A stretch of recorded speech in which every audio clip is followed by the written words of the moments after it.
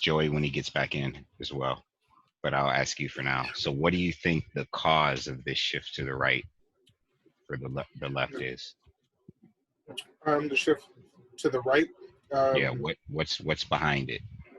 the Clintons and Biden in the early '90s, um, being afraid of the charisma of Ronald Reagan and being afraid that Ronald Reagan would take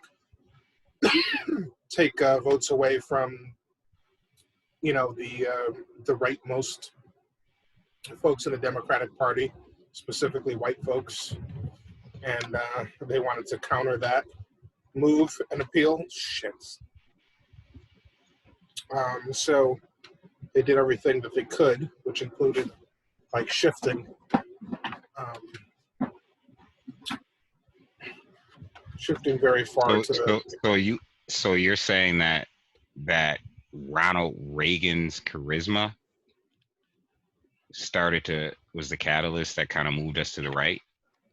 Yes. I'm not I don't disagree. I'm just curious. Yeah. Fuck. I just spilled a bunch of shit in my workspace here. Yeah. I think they were shook when he came into power. I think they were afraid of white flight. They were afraid of like racist white people kind of moving towards Reagan and what he was about.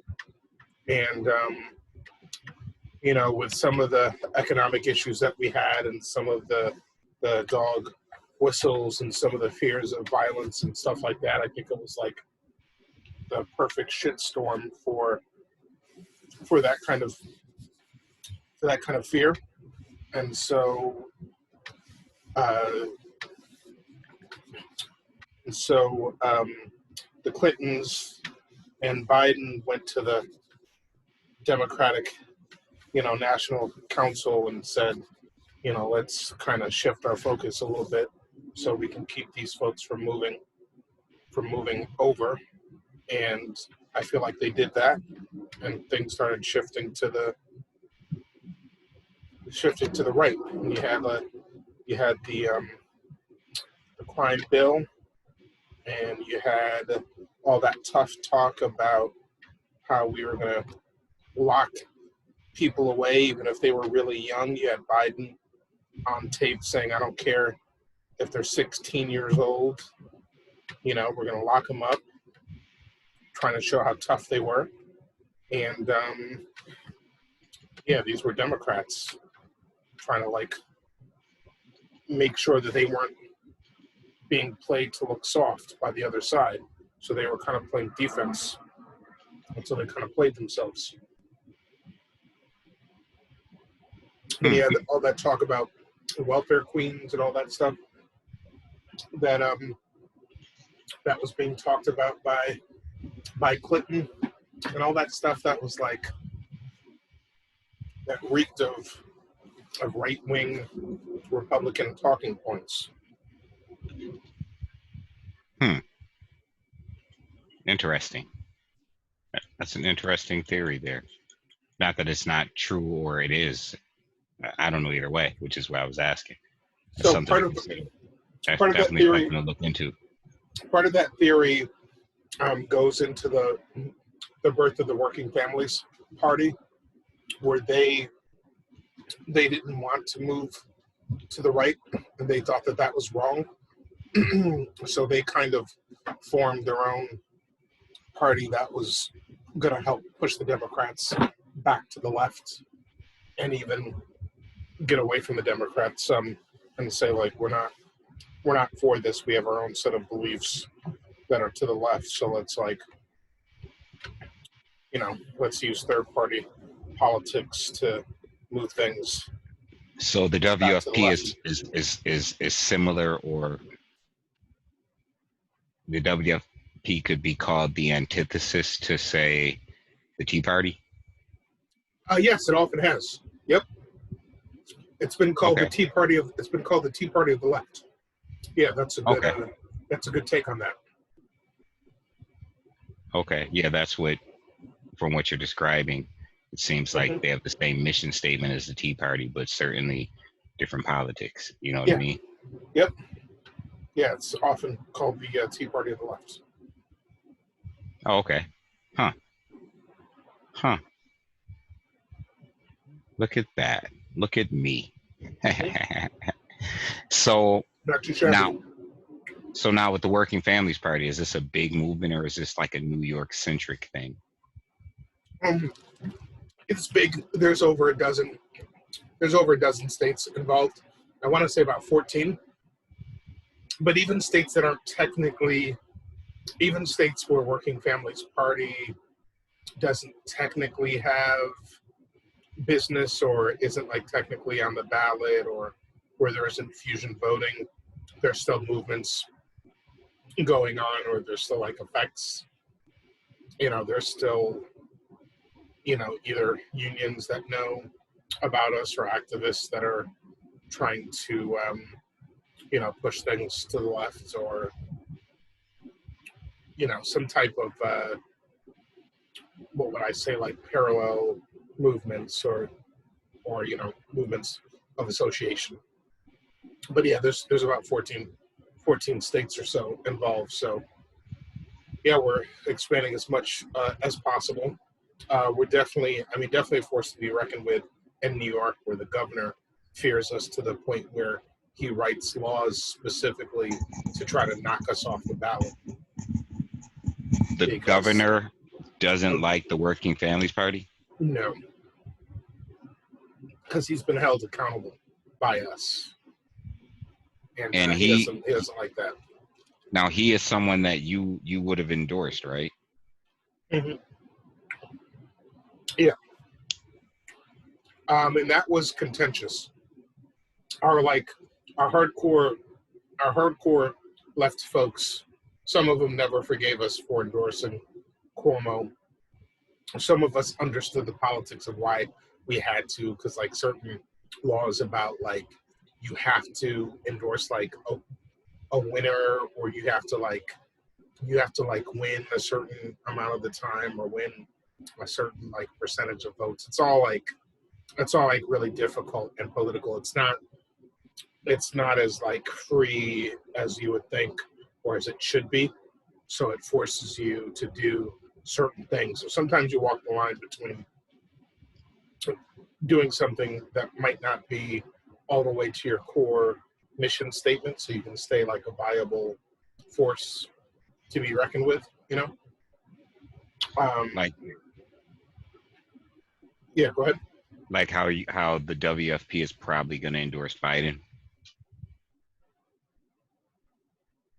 Yeah, you could say that.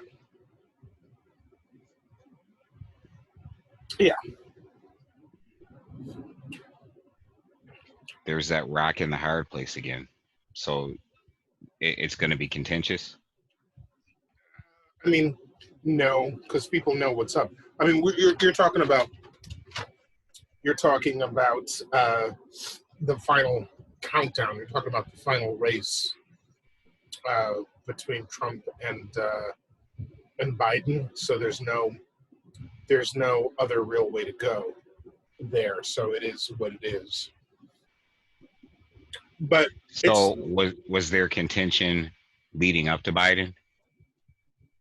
there was contention leading up to Biden, and I was going to say like for people who were upset with us before, like we could have endorsed Zephyr Teachout back in forgive me, I don't remember the exact date.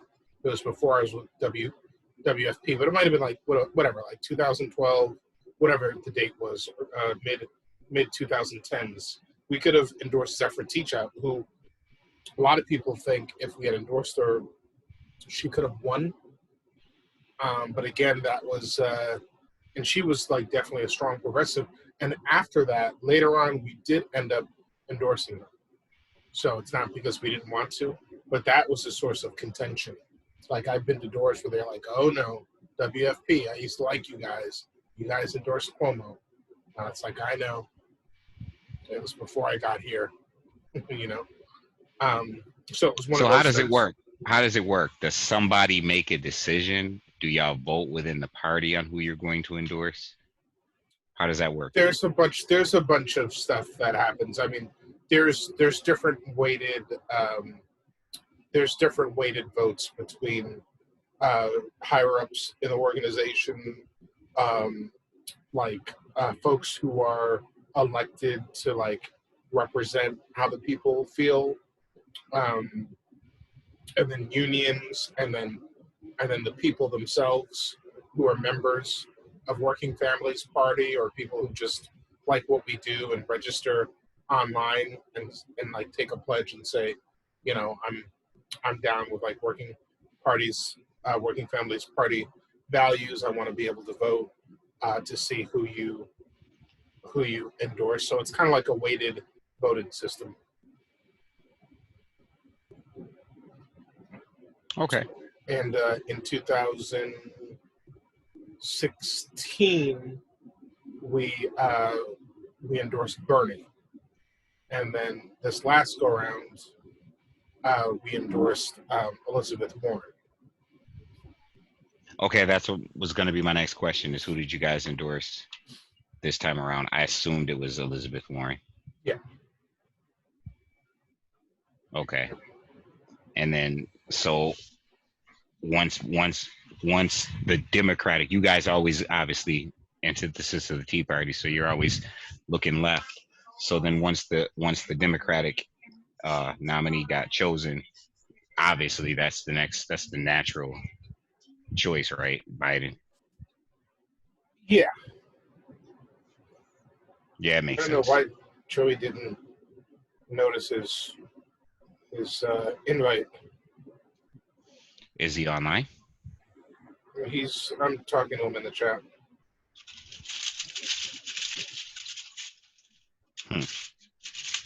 Oh, he didn't see that he was invited in. Yeah. I'm gonna have to let you guys chat for a minute, and then I'm Okay. gonna come back. I'll come back in. If I miss the close of the 40-minute link, send another link. Yeah, just be on the lookout for it, because I might not like. Yeah, I'll just send it to you as soon as. Yeah, I mean, I'm not going to bed anytime soon. I just got to take care of some stuff. Yeah. Really quick that my wife kind of signaled me to do before I can sit back down and be comfortable. Right. So I want to handle that. I don't want to be carrying my phone around. I want to actually work on it diligently so it'll get done in like the next 10, 15 minutes. Okay. 20 at the most. And then I'll be jumping back in. Okay. Okay. But he's not on just yet.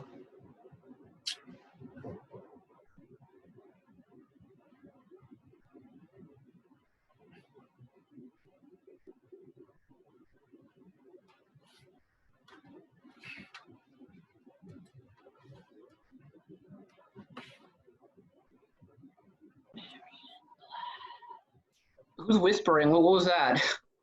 That was a Key and Peele horror movie parodies. Oh, that's classic. Yeah. I think I remember that one. Yeah, they're pretty hilarious. The last one I was watching was we're recording, by the way, just so you know. Okay, cool. The last one I was watching was Racist Zombies. So they would leave Key and Peele alone because they're racist. They're in their cars, like locking their cars when they go by. And then they get invited to a barbecue from a black dude in the neighborhood. Everybody's in the back just having a barbecue. It's pretty good. So basically the racist zombies, because they're racist, like just only want to turn other white people into zombies. Yeah, exactly. Yep. That's one of the cases in which racism has a perverse benefit, I guess. Yeah, exactly. Yeah. Yeah, I guess Ish is doing some work around the house. He said he'd be back around 15 minutes, so he could be coming up soonish. Okay. What was it you said before to him in the Facebook chat about how you wanted you wished he'd said something when I was on? Oh no, No, see, he left. So I was telling him that you were about to be on somewhat soon or momentarily. And he was telling me he had housework to do. Oh, okay. So he just left abruptly. And I was like, I was just about to tell him, no, don't leave yet. Joey hasn't come on yet. So that's too bad. You know, housework can't wait. Nope. You know, they say happy wife, happy life. True. I understood. You know, I guess when you're married, you gotta keep those priorities in order. Yeah. Not that I would know. Right.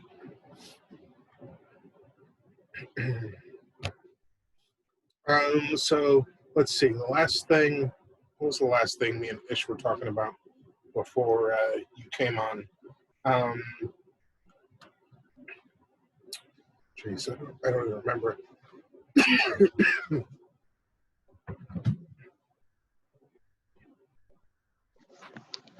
So, anything you want to talk about? Let me think about that. Okay.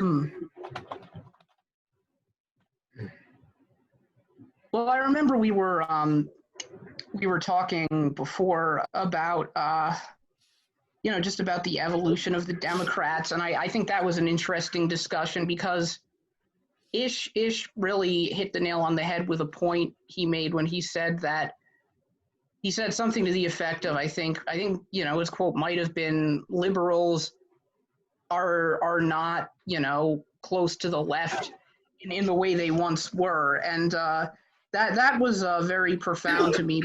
I think in some ways, you know, in recent years, actually as a result of Bernie, there has been some leftward movement in the Democratic Party in terms of rhetoric, at least, and you know, people on the left have been getting elected at all levels, but there really is like you know, an entire generation of damage to the party, unfortunately, as a result of that move to the center, that it's going to take a long time to undo. Like, you know, the party leadership is still people like Pelosi and Schumer who just have such, you know, an out of touch idea. Like, they still, you know, are so obsessed with keeping the deficit under control that they have pay-go rules, which is the perfect way of handicapping any kind of left-wing economic agenda, which we desperately need. Like, we need the Green New Deal for the sake of the future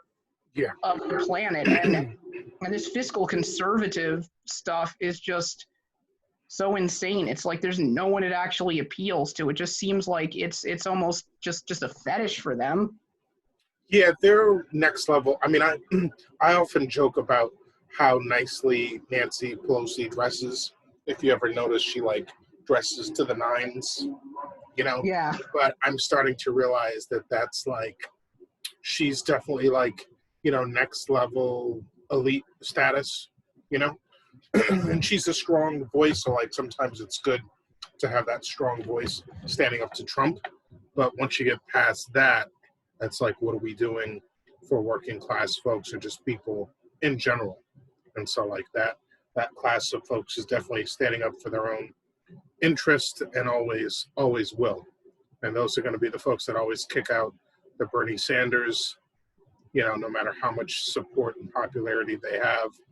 And that reminds me what Ish and I were talking about, was I kind of went into my version of why we are where we are in terms of the Democrats moving to the center and moving to the right. The history of Biden and the Clintons approaching the DNC and getting them to move to the center out of fear that we would lose a bunch of voters to the charismatic Ronald Reagan, lose a bunch of white voters and lose racist voters and stuff like that, and how WFP started as a result of disagreeing with moving to the right or the center. So that's kind of what we focused on while you were gone. Yeah, and I have a question. I actually have a question for you about that. But first, there's one point I want to go back to, which is that Pelosi, like you mentioned, and you're absolutely right that she does not care about working people at all. She is very much does very much come, from an elite background, and is just completely out of touch. But beyond that, even the standing up to Trump thing is largely symbolic, and that's Right, like the ripping of the papers and stuff like that. Yeah, exactly. Yeah, I mean, it's disingenuous because at the same time, she approves funding for his concentration camps. It's just really obscene, and that's why I get mad. I get mad at liberal voters just as much as I do at the Democrats for the elected politicians themselves for being such a soft sell. Like they don't call them on their bullshit enough. They just fall in line too easily, and they instead will browbeat and shame the left. Like it's one thing now to say, okay, Biden's the nominee and he's still better than Trump. But what annoys me is that there were just so many liberals I would argue with going back to like 2018 even, who if I offered the most mild criticism of a Democrat running, they just go, you're this purist Bernie bro, or do you want Trump to win? And it's like, no, actually I want them to stand up to Trump, and I want a Democrat elected that can defeat Trump. But they're just total cultists. And if you want to add on to that, you can. But I also was curious to ask you about the Working Families Party, since you mentioned that, because I know that there used to be, and there may be attempts, it may have been a few years ago, an attempt to recreate it, but I know there used to be like a liberal party in New York, which sort of served the same function as a conservative party, in which WFP, I guess, kind of replaced, or did they overlap at all? Because I know the Liberal Party, was like sort of compromised itself and endorsed Giuliani. I think. I mean, do you know like what the exact timeline on that and the Working Families Party was, or the relation between? I don't, and I should know the history of that. I feel like I know what you're talking about. I know. I don't know if it was the new. No, I don't know if it was the new party. I know that there was a party prior to the Working Families Party. I know there's a party that predates it, and I know that we had some like history in Acorn as well before that got dissolved. Yeah, unfortunately. Yeah.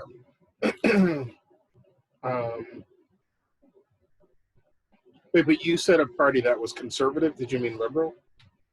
I was saying the Conservative Party, which I know serves the same function as WFP or as the Liberal Party once did, but on the right, as just their fusion party. Oh, I see what you're saying. Oh, okay. Wait, so what was your question? Yeah, I was just curious as to what the relationship of WFP was to the Liberal Party, like if WFP was formed either to fill a void after they'd been dissolved, because I know they were dissolved at some point, or if WFP was just sort of a more left alternative to them because the Liberal Party had endorsed Republicans.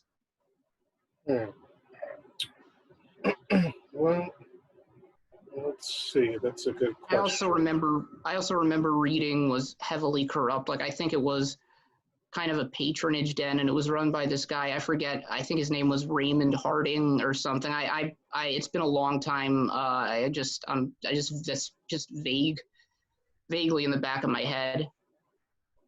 Yeah, I don't think that's the same. You said it was called the Liberal Party? Yeah.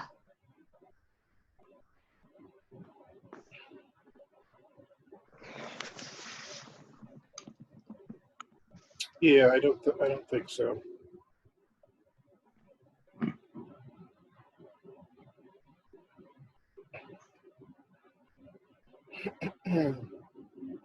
Yeah, I'll get back to you on that. That's not.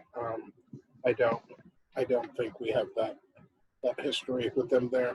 I don't remember any kind of any kind of connection with what you were saying about the kind of Okay. folks they were endorsing. No worries. That was just sort of a side bit since which I guess kind of gets away from the main point, which is that WFP was founded as a way of fighting against the neoliberal turn of the Democrats.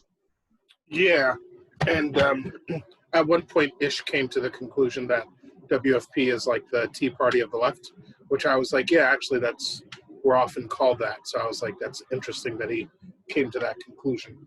Yeah. And of course, centrists would say that like it's a bad thing when no, it actually is a good thing. We need a counterbalance to the Tea Party, because that's what I find maddening about centrists is they just have this idea that they're the very serious, rational ones, and and anybody to the left of them is somehow the equivalent of the far right, which is just really disgusting, because they're basically equating people who want ethnic cleansing with people who want everyone to have health care and everyone to have a decent job. It's really just I just really find centrists to be amoral because they make those kind of false equivocations.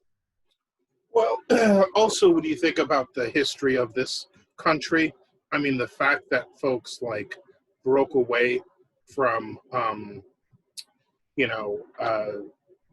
Great Britain and decided that they wanted their own religious freedoms and political freedoms, and that it was enough to break away from their mother country and go to like a whole new world and risk everything. I mean, that's pretty radical. That's like as radical. Absolutely, yeah. That's as radical as it gets. So the foundation of our nation is founded. The foundation of our nation is radical thinking and radical action. So being in the center, I mean, call it what it is. I mean, it's like you've landed in this spot where for whatever reason you're comfortable and you don't want to rock the boat, but let's not pretend that you have some moral high ground, or let's not be like too proud of being in the center when things aren't great for everyone, you know? Exactly. And that's what's really maddening about it is they act like like not so much even that they're more just morally correct. I mean, I think they do think that to an extent, but they think on some level that politics is like science. And this is something that Michael Brooks criticized, is people who just look at politics in objective terms. Like, it's not all objective. It comes down to what we value. Like a centrist might look at, like approach an issue like healthcare from the perspective of which healthcare system would save us the most money. And they might come to the conclusion based on the fact that Europeans spend less money on their healthcare systems, that single payer, is actually the way to go. Or they might not, because they're usually in practice not as objective as they claim, but they think that everything can just be debated in those amoral terms, when really I would just argue that no, I don't care how much it costs. I think saving money is a framework we need to get away from. I think it's obscene in this country that people die because they don't have access to health care, and we should, ensure that everyone does, no matter how much it costs. But they just treat politics like it's this cold, sort of neutral and clinical kind of thing, and that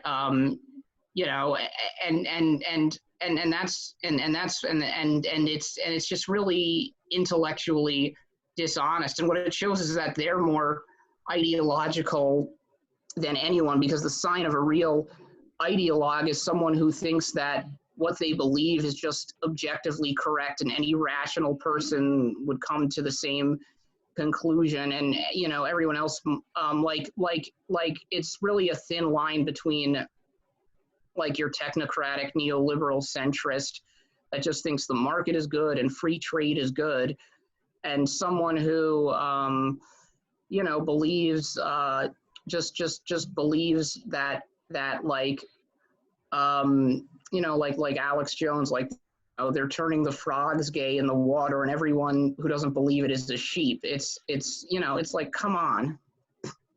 Right, and I mean, the truth of the matter is, it's very intellectually dishonest, because at the end of the day, if we were really being fiscally conservative or responsible, we would shave a huge amount of money off of the military-industrial complex, and how much money we're spending on the Pentagon and military spending. And I mean, we could cut spending in half and still have way more money than anyone else to defend ourselves. So the fact that we're spending enormous amounts of money there while people go without just shows intellectual dishonesty. Any of the programs, any of the FDR style programs that we have are a pale comparison to the amount of money we've been wasting for years on this, like on these military toys and spending and aggression. So it's all dishonest, and it's all mathematically incorrect. It is true, and that actually makes me think. I don't know if you remember this or not, but during the 2012 Republican primaries, when they were all very gung-ho on the Tea Party, like small government bandwagon, and Rick Perry like made some pledge to shrink the size of government, and they literally asked him on the debate stage, okay, what are 3 government departments you would abolish to shrink the size? And he said something like, oh, the Department of Education, and I can't think of the other 2. And I was just thinking to myself, yeah, like, why not the fucking Pentagon? Why not the Department of Homeland Security? It's like these people are so disingenuous, and that goes to show that it's a bipartisan disingenuousness when it comes to budgetary issues. Well, also, how ironic is it that he says the Department of Education and I can't think of the other one? That's true. Like, yeah. Maybe that's where we should be spending the most of our money. Yeah. We should spend a lot more of it on that and make it a lot bigger. But it is fucking maddening when people just say, oh, we can't afford it. We can't afford better schools. We can't afford healthcare. It's like, no, we have the world's reserve currency. We can spend as much money as we want, and we have the resources to give everyone in this country healthcare and a job. It just makes me apoplectic. Oh, I can't hear you.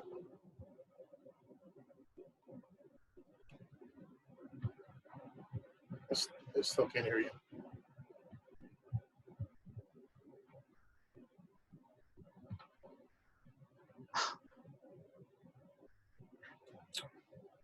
Oh, it might be my internet connection. It says is unstable. Hold on, talk again. Crap, I still can't hear you. Hold on. Let me see if I can get out of. I thought I got out of everything I wasn't using. Mm-hmm. Okay. Okay, I heard you again for a second. All right. Can you hear me now? Yes. Good. Okay, so where did I leave off? Where did we fade out? Apoplectic, I think, was the last thing you said. Yeah, it makes me absolutely apoplectic that when budgetary issues are discussed, there's nobody there to call them on their bluff. Like, PAYGO is never applied to, just the defense budget. And that's why I really wish, another reason I wish we had Bernie in there, because I know he is one Democrat who, when they said, how are you going to pay for it? He was going to call their bluff and just say, yeah, we need to cut military spending. And and also raise taxes on the rich. It's like, fine, you want to ensure that everything is paid for. yeah, we'll tax, we'll tax the top 1% a hell of a lot more, because it's ridiculous how low they're taxed at in comparison to what the tax rate used to be. I mean, it was at 90% at one time, and then prior to And Reagan, things were, speaking of making America great again, I mean, things were financially very well for folks. Folks were doing very well financially with those tax rates and the level of union strength and all that stuff that we had at that time. So those were great. Those were great times. I think besides talking about taxing the 1% and the wealthy, we should really, I feel, go for corporations first, because they're like the uber, wealthy entities that we really are losing a lot of tax revenue from. So I think that's like, it's an even easier sell, but obviously we should be going, after the 1% as well, and especially the 1/10 of the 1%, because that money is just like ridiculous. It's just like ridiculous. Absolutely. I mean, we should, as far as I'm concerned, be taxing multimillionaires by close to 100%. And that's the thing when people talk about this is why I have no problem admitting that my political views are not objective, because I think that even if there was a better way of funding something, I think that there's just something profoundly immoral about a society in which such a small number control such vast amounts of wealth. And I think societies denigrate when culture stagnates, and progress stagnates when so much wealth is concentrated at the top. So I almost see it as a moral imperative to sort of tax the wealthy into a slightly lower class to just create more social equality. Yeah, and again, it's only their top funding that gets taxed at that percentage. People always mistake the 90% tax rate or even the 70% tax rate as all of your money is going to be taxed at that rate, but it's only the higher and higher you go up. So like your first 100,000 and your first, even all the way up to a few 100,000 and more, up to your first million is still going to be taxed at like what are considered normal tax rates of 35, 40, maybe upwards of 50% until you get like really high, and then they start taxing at the upper rate. So those people are still going to be fine. And they're still going to have tons of money, Yeah, exactly. I mean, in the era when there was, in the 1950s, there were still plenty of rich people. It's just that people who weren't rich could still also, have a reasonably decent standard of living. Yep. I mean, and that's where the moving to America for a better life was like, it was like more of a realistic thing, right? Like when it was abundant for many people, and it was like that offer of abundance and that offer of a chance of a good life for everyone was more realistic. It's true. Yeah, it's really sad how much that's disappeared, and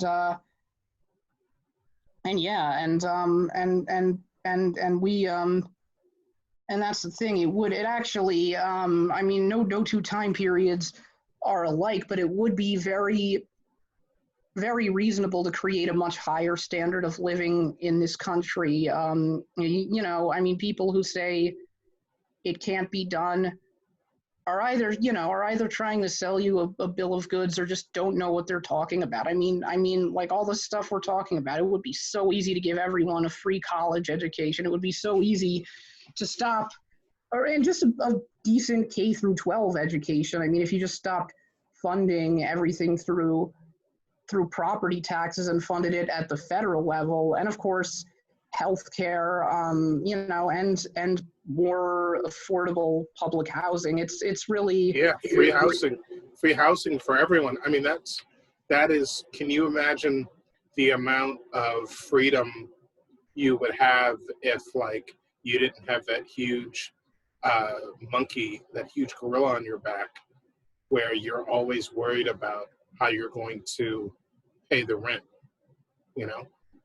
exactly. I mean, that is just like the fact that we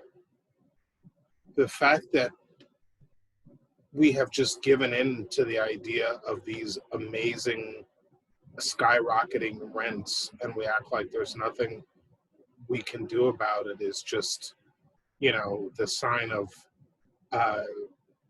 untapped power. Just imagine if we were putting our efforts into reversing the whole idea of allowing these not the landlords, but the what's the name for the big entities that, like, basically own, just like these big realtors that own everything.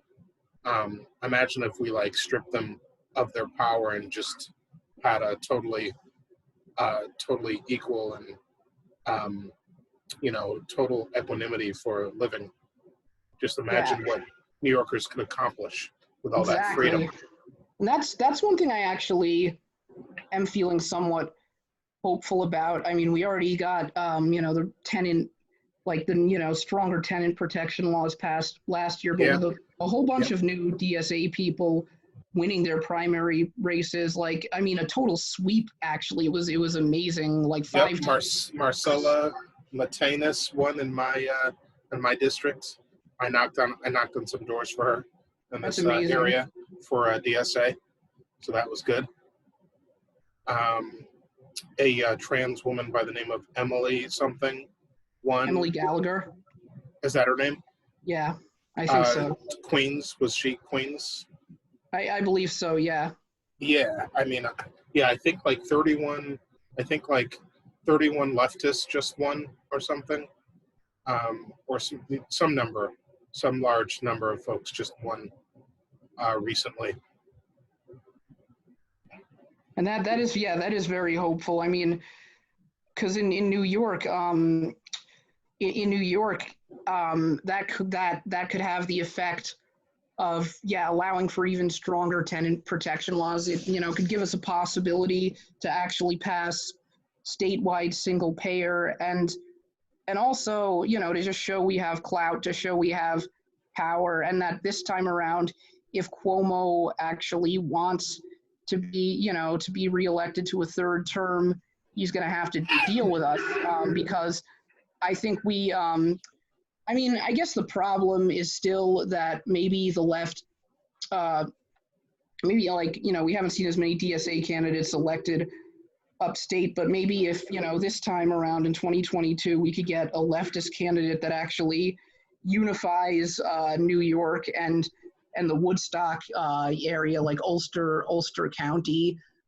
We could like a left-wing candidate that appeals to both, since the last two times it was just one or the other. If we could do that, we might actually have a shot at unseating Cuomo, and maybe DSA has built up the kind of resources that we could put in enough effort around the state to primary him in 22. At least that's what I'm hoping, and then we could definitely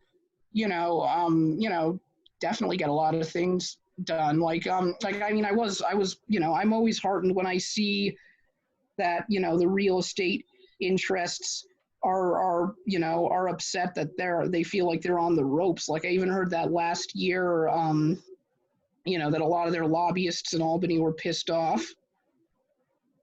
That's very hopeful. I mean, they definitely should be. They definitely should be feeling the heat. I'm definitely very glad that they feel that way. Yeah, and feeling the burn. Yeah. Um, what was I going to say? Yeah, the crap, I forgot what I was going to say. Um,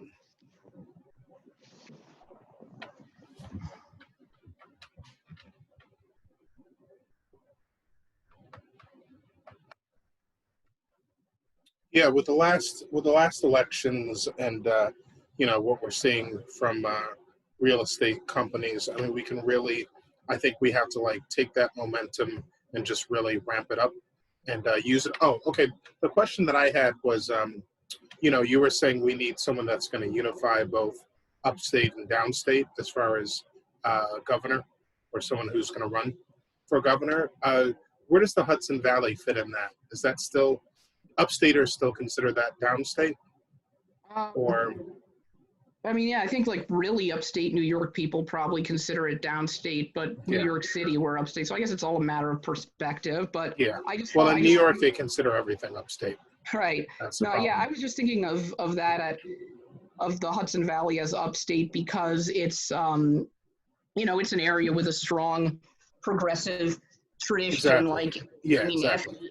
FDR was from here, and of course, there's a very strong countercultural vibe with Woodstock and New Paltz, and so yeah. To me, this is like outside of New York City, this is one of the centers or the center of progressive left wing strength in the state. And I was thinking about it as an example because of how in 2014 Zephyr Teachout did well in this area, but did kind of lousy in the city because that was before DSA and Cuomo had all the machine support.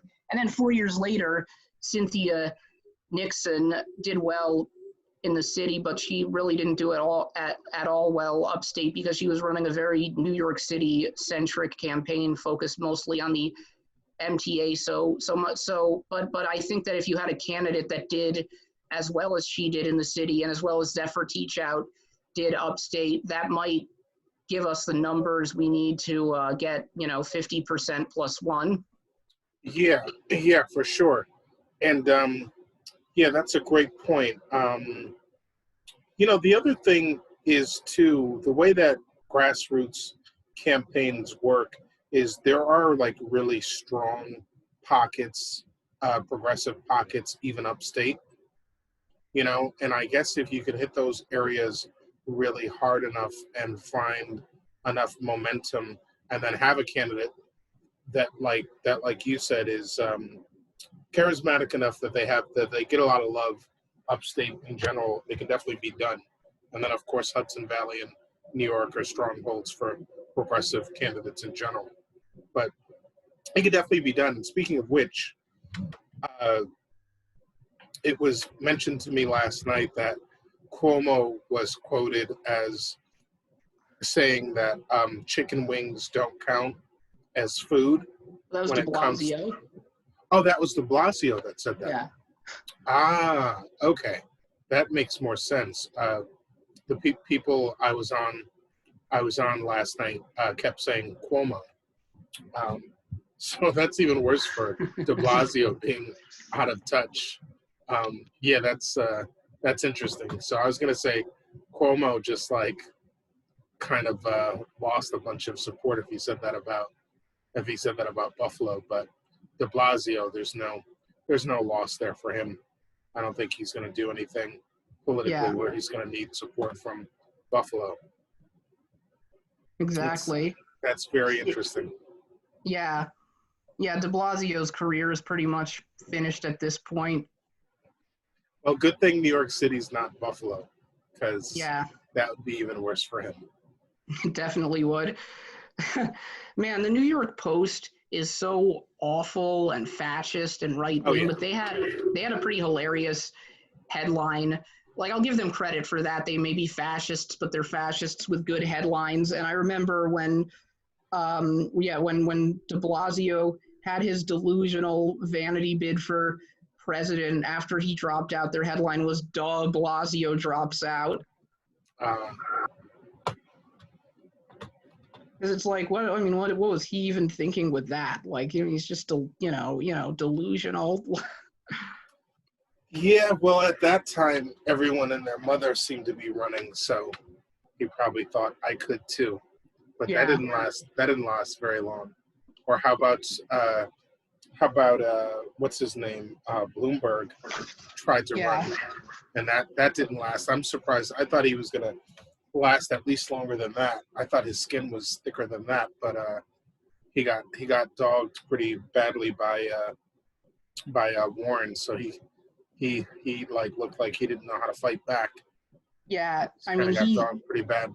yeah, and he's a horrible debater. Like, I remember I was actually like legitimately scared for a minute when I saw a lot of people jumping on his bandwagon, but then I went back and I watched one of his old mayoral debates from 2001, and I just realized, okay, actually he might not be this much of a threat, because if he hasn't debated in years anyway, and he's rusty, and if he was a lousy debater to begin with, but it's, he just got away with it because it was on NY1, and probably very few people watched it, then there's no way he's gonna survive debating on the national stage. And it's true, he got completely trounced in that debate, and it was pretty great. It was a rare moment in which the entire field seemed unified against one candidate. I enjoyed that a lot, because he's always, and I'm mispronouncing this word, Mike,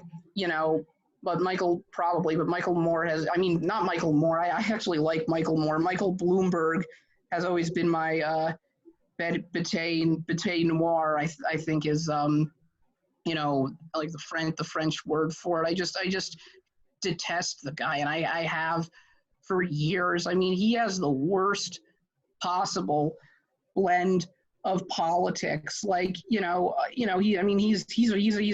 racist and a police statist on Yeah, one hand, and that was he great also that stuff came out, because I think a lot of people didn't realize it, and that was great that they were able to focus on that.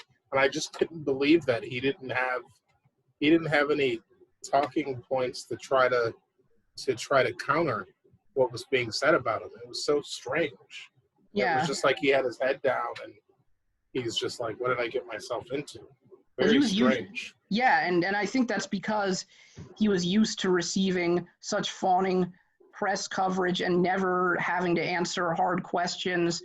Because a lot of the New York media just sucked up to him constantly, um, and also a lot of wealthy liberals in New York were basically indifferent to a lot of his policing stuff for a long time, and so he never really faced any actual hard questions, and as a result, the one time he actually did, he just collapsed like a deck of cards. Yeah. I mean, he folded like a deck of cards. I don't malapropism. Yep. No, that was pretty interesting. I mean, I don't know who he threw his money uh, towards after that, but for sure he was out of there. Definitely.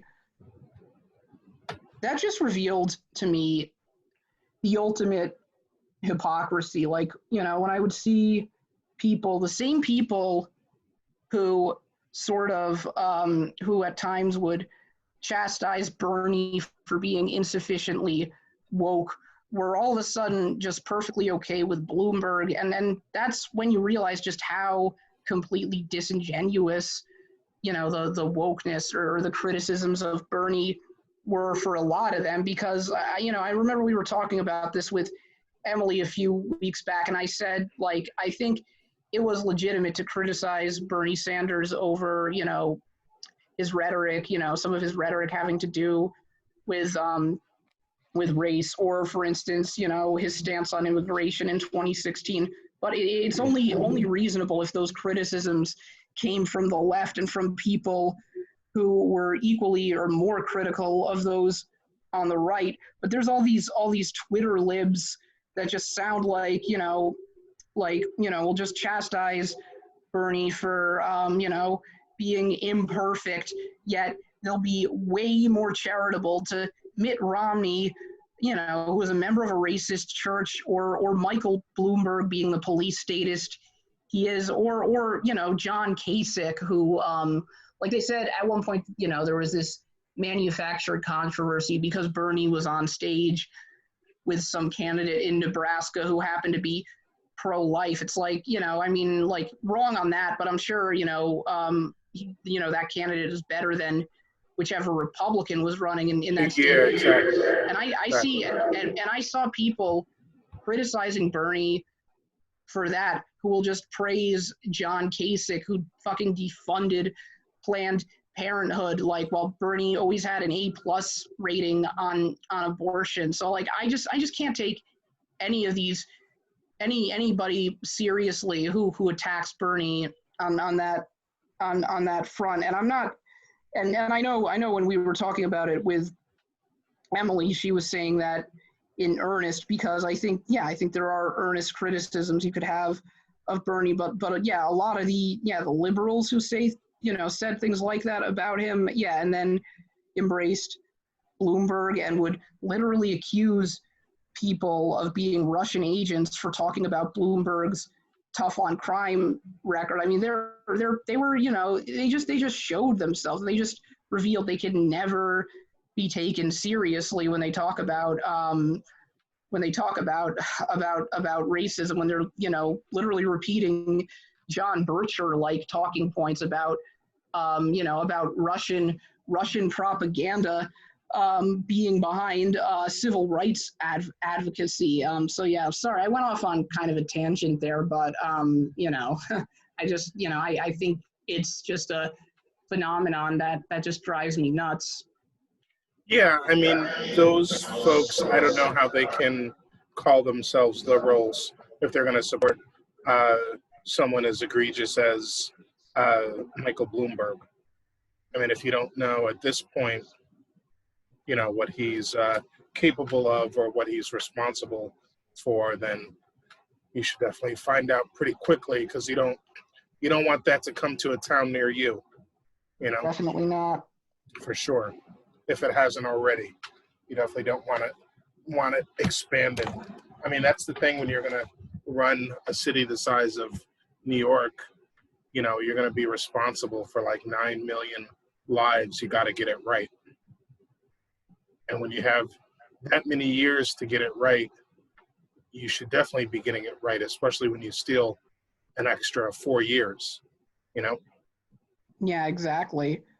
And which that anti-democratic way of pushing through 4 more years, I mean, that's scary and disgusting at the same time. I mean, that's the last kind of person you want leading, is the kind of person that has a history of going against term limits. You don't want that kind of person as your president. Definitely not. And it's funny that he succeeded in that respect where Giuliani failed. I remember reading how after 9/11, Giuliani literally tried to get the mayoral election canceled, and he couldn't do that. But Bloomberg did get the city council, and this is what's even more hilarious. He didn't just change the law permanently, but only for himself. So that just really goes to show what a massive ego he is. He just thinks that because I'm a billionaire, the rules don't apply to me, and just this once I'm going to change the rules just for myself. Yep. No, that definitely takes a certain kind of person to do something like that. For real.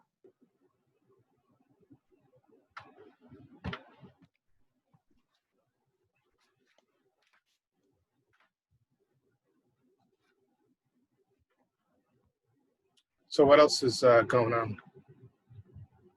Not a whole lot. I've just been on the job hunt mostly, and been reading some books, and just sort of same old, hoping hoping to make a change pretty soon. Hoping I can get uh, you know get some work and then save up some money and move on. What's going on with you? Uh, just working and doing some union stuff. We're kind of in negotiations and whatnot. So trying to get the negotiations to go through so we can be official Well, and good get luck. a nice contract. Thanks. Yeah, are you is would it be with the Campaign Workers Guild? No, it's I don't know if I'm allowed to Okay. talk about this until it's done, but I'll DM you. All right. Cool. DM you. Yeah. Yeah. No, I Well, recognize. actually, I probably am because it's been all over. I think we put our stickers and stuff all over. I think all over social media when we started our negotiations. Um, so yeah, have you heard of Workers United? Workers United. I think so. Yeah. Who do they? I mean, who like which workplaces do they organize? Let's see. Workers United, 80,000 members strong across the U.S. and Canada. Textile, commercial laundry, pharmaceutical, and gaming industry. Cool. Affiliated with SEIU. Yeah. Good luck. Yeah, I think it's definitely something I want to get involved with. Union organizing and hopefully join a union at some point or help to form one. That would be really cool. Yeah. Yeah, it's cool. We've been in negotiations for a bit, and it's it's exciting and good necessary work, and Very. it allows us to like put our money where our mouth is as far as how workers are being treated within an organization that's fighting to make sure other people, in greater society are being treated well. Definitely, yeah. It's like really one of the most important things. And absent politics, I mean, absent electoral change, the labor movement is our best vehicle, I think, for achieving any sort of victory for working folks. And in some ways, maybe it has to come first, even because one of the analyses I heard, some people point to, in the defeat of Corbyn and the defeat of Bernie is that working class institutions in the United States and Britain have in the neoliberal era kind of vanished. Working class institutions like unions, and you can't really just win elections with a bunch of like downwardly mobile freelance sort of college graduates. You need action, and like they can't on their own sort of build a working class coalition. Like you need institutions that can build that kind of support to get out the vote for candidates and sort of serve as a political machine. And we've lost that, and hopefully we can redouble our efforts to build stronger unions, so the next left-wing candidate that's running will have that kind of working class base to be a lot more effective. Right. And whenever we're fighting for social change in the streets or in society in general, there's always a big push and big support from the unions. They're always able to mobilize a huge number of their base to get folks to march and all of that. So they're always able to corral a huge number of people. They're great at that. And of course, you don't see the police marching for You don't see the police marching for people's rights or for social change or any of that, even while they're in some of the larger, unions like say AFL-CIO. So they're just kind of like taking up space, taking advantage of the advantages and the amenities without actually putting in, any of the work or solidarity. Yeah, exactly. I mean, it would be like, if the Pinkertons or the Strike Busters had a union. Like Right. they exist to act as muscle against other unions. No, that's a good point. Yeah, that's a great point. They've often done that. It's often been their position. Yeah. I actually, I think I'm going to sign off right now because I am doing some freelance work on the side, and I actually have some stuff I got to catch up on. So I think I'm going to sign off now. But this has been a good session, and This was a great session. This was a great tight session. I liked it. Yeah, I liked Emily's suggestion that we maybe do more of like a set schedule, like and just to make it a bit tighter in a way. Yeah, definitely. Yeah. So we'll have a couple we'll be able to put up tonight. A couple of smaller ones, so that's good. I will try. I'm going to try because like my schedule's been so erratic lately, but I'm going to try to get back in the groove and be on more regularly. So in the near future. So just keep me posted, and I'll just want to do this more often because the more I do it, the more like I still got a lot of improving to go, but I feel like the more I do it, the better I'll get at just sort of like improving my camera presence and such. Yeah, the improvements have been great, by the way. So that's great. Great improvement. Thanks. Just over the last few times that we talked about it. So good stuff. Thanks, I appreciate it. Have a good night. All right, have a good one. All right, Peace. take care. Peace.